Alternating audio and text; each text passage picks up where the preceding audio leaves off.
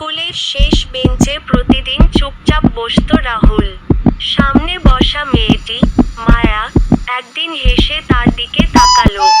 সেই হাসতেই শুরু হলো গল্প।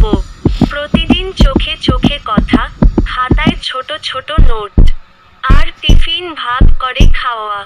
কেউ কাউকে ভালোবাসি বলেনি, তবুও দুজনেই বুঝতো।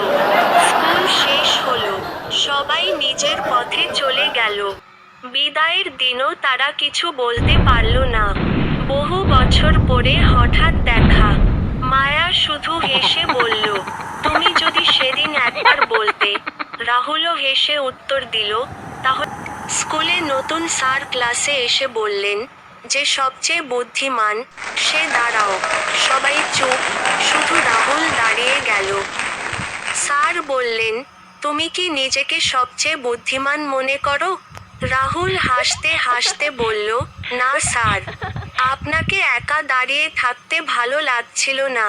পুরো ক্লাস হো হো করে হাসতে লাগলো। স্যার